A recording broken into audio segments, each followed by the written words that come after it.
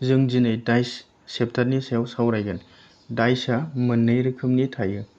फार्स्टआ जाहैबाय स्टेन्डार्ड डाइस, सेकेन्डआ जेनेरेल डाइस। स्टेन्डार्ड डाइसआ माखौ बुङो होनोबा जिखुनजाया मोननै अपोजिट फेसनि दाजाबगासेया जुदि 7 जायोबा बेखौ मा स्टेन्डार्ड डाइस होननानै बुङो। नैबेहाय स्टेटमेन्ट लिरदों आङो। साम अफ अपोजिट फेस इज 7। थारमाने मा फेसआ माखौ होनो?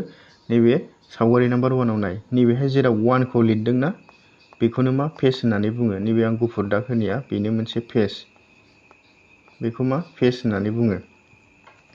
स्टेन्डार्ड डाइसनि एग्जाम्पलआ जाहैबाय लुदु गुथि। लुदु गुथिया मोनसे स्टेन्डार्ड डाइसनि एग्जाम्पल।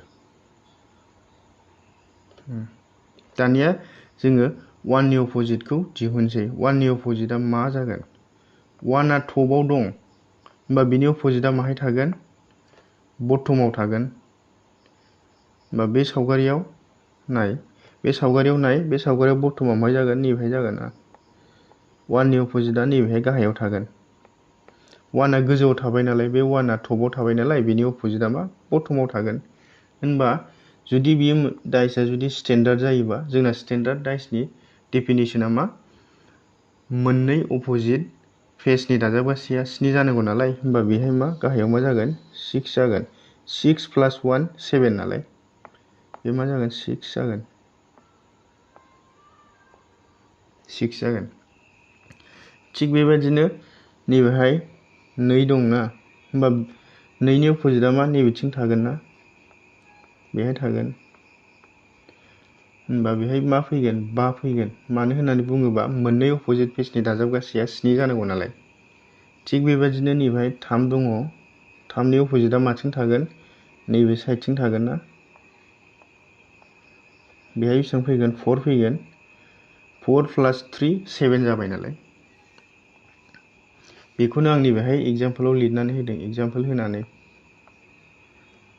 जुदि नाम्बाराव 1 जायो स्टेन्डार्ड डाइसबा, होमबा बिनि अपोजिटआ मा जागोन? मा 6 जागोन। आरो जुदि मा 6 बा बिनि अपोजिटआ बेसेबां जागोन? 1 जागोन।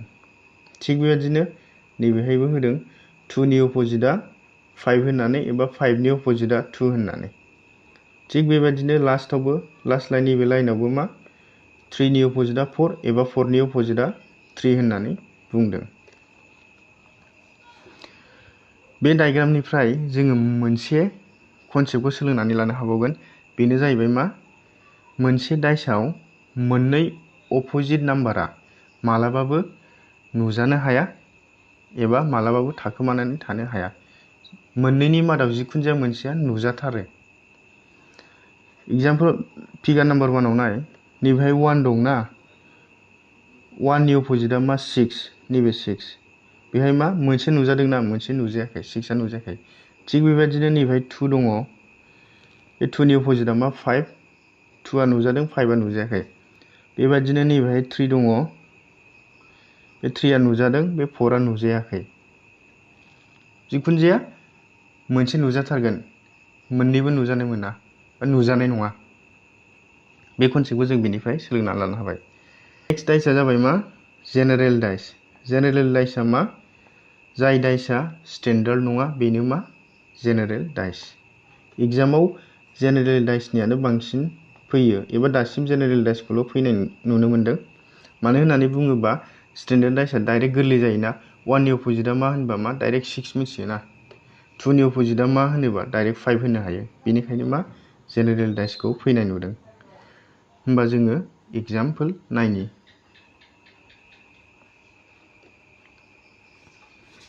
बियो SSC GDआव फैदोंमोन बे कुइसना। SSC GD 2022 आव फैनाय बे कुइसना। आं जा कुइसन लादों बे SSC GDआव फैजोबनाय हो। बे कुइसनाव मा होनदों? 2 different positions of the same dice are shown having number 1 to 6. बेहाय मा होनदों? मोनसे डाइसनिनो मोननै आलदा आलदा पजिशनखौ होनाय दङ होनदों।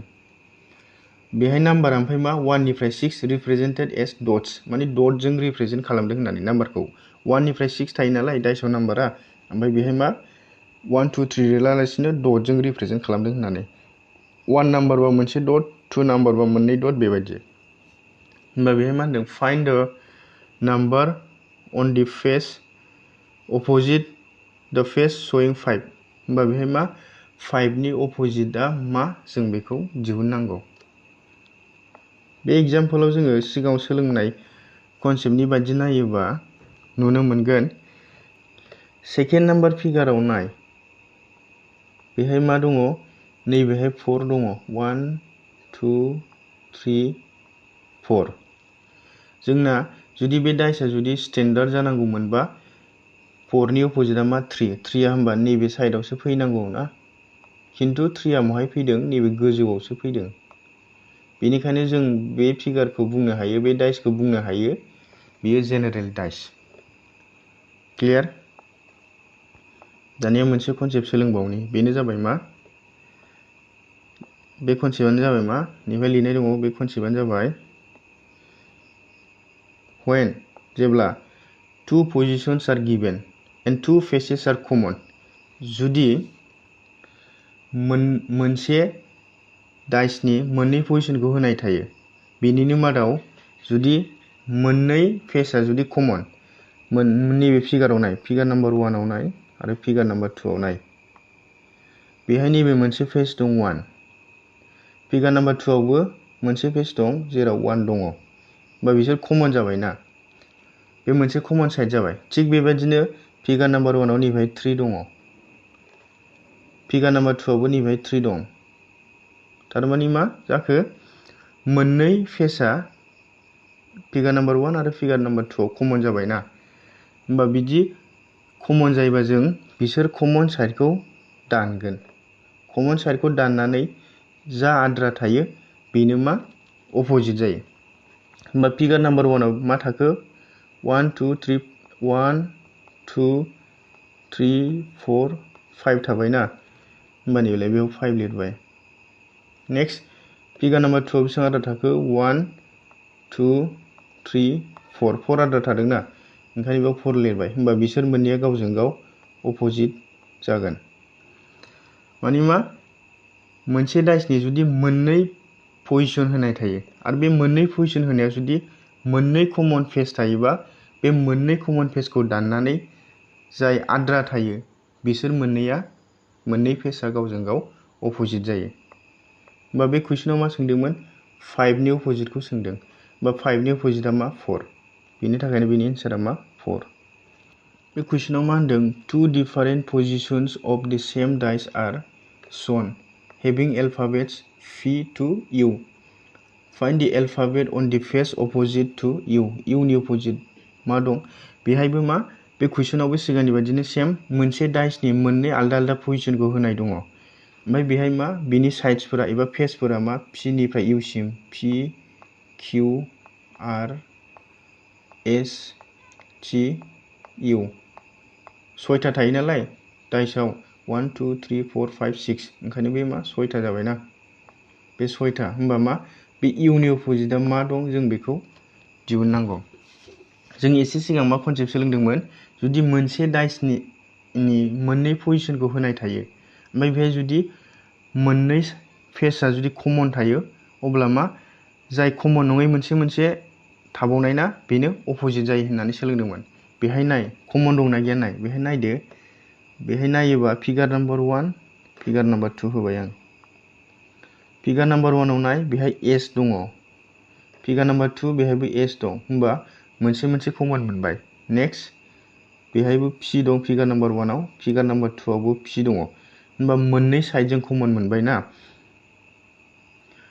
होनबा जों मोननै साइड एबा फेसखौ कमन मोनबाय ना होनबा बे कमन साइडखौ जों दाननोसै दानोबा मा U आरो आद्रा थाबायना जाय कमन नङा होनबा बिसोर मोननैयानो जागोन मा गावजों गाव अपोजिट होनबा बे कुइसनाव माखौ सोंदों U नि अपोजिटखौ सोंदों होनबा U नि अपोजिटआ मा जागोन मा R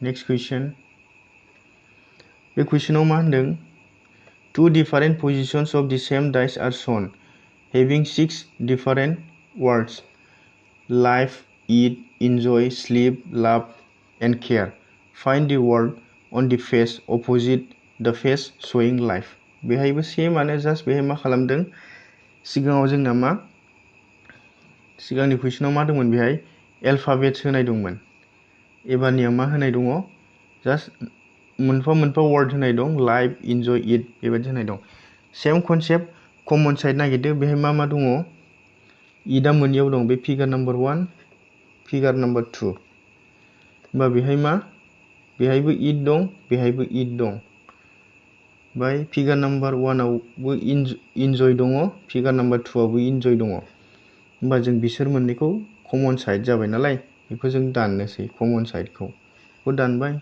बेखौ दानबाय होमबा मा आद्रा थाखो लाइफ LIFE मोनसे मा स्लिप होमबा बिसोर मोननैया मा गावजों गाव अपोजिट जागोन जाय आद्रा थायो बेनो मा अपोजिट जायो होमबा बेहाय मा लाइफनि अपोजिटखौ सोंदोंना लाइफनि अपोजिटआ मा स्लिप ओंखायनो बिनि एन्सारा मा जागोन मा स्लिप जागोन दिनैनि भिडिअआ एसेनोसै गोजोन्थों थेंक इउ